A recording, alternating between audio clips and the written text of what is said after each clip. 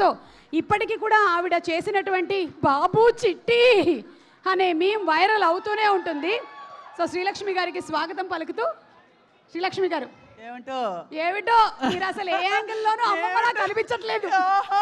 ఇందులో కనిపించేలా చేశారు, అదే కొంచెం మేకప్ అది వేసి మరి ట్రై చేసినట్టున్నారు మిమ్మల్ని. ట్రై కాదు, ఓల్డ్ లుక్ చేయడానికి ట్రై చేశారు. ఉన్నదే కదా, ఊరుకోండి, చెప్పుకుంటామా ఏంటి? చెప్తారండి మీరు.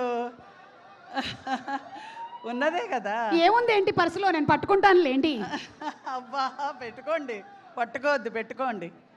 ఓకే, చాలా సంతోషంగా ఉందండి. తర్లాల బ్యానర్ ఎప్పటికీ ఇలాగ వెలుగొందాలని నేను ఫుల్ మనసుతో ప్రార్థిస్తున్నాను దేవుడిని. మీరు జంధ్యాల గారి సినిమాల్లో చేసినటువంటి వంటకాల పేర్లు ఒకటో రెండో మళ్ళీ మా ప్రేక్షకులకి గుర్తు చేస్తారా? అబ్బా దబ్బా జబ్బా, అది వచ్చి ఎస్వి కృష్ణారెడ్డి. ఎస్వి కృష్ణారెడ్డి గారు. బాబు చిట్టి. అలాగే వంటలు బంగాళా బహుబహు. అరటిపండు. మా మనవరాలు బంగాళా బహుబహులన్నీ చేయలేదండి. ఓ, సమంత గారు బాగా చేశారు అన్నట్టు. మీకు పరిచయం చేయడం మర్చిపోయాను, సమంత గారి నానమ్మ గారేగా మీరు? నానమ్మ గారు. మీ మనవరాలకి వంట వరకు వచ్చా? బ్రహ్మాండంగా వచ్చు. ఏం వండుతారేంటి? అద్దరగొట్టారు చూడండి ఈ సినిమాలో. అద్దరగొట్టడం ఏంటి, కొన్ని సీన్లో బెదరగొట్టారు కూడా. అసలు ఫైటింగ్లు అదరగొట్టారు, వంటలు అదరగొట్టేశారు, కామెడీ కూడా అదరగొట్టేశారు.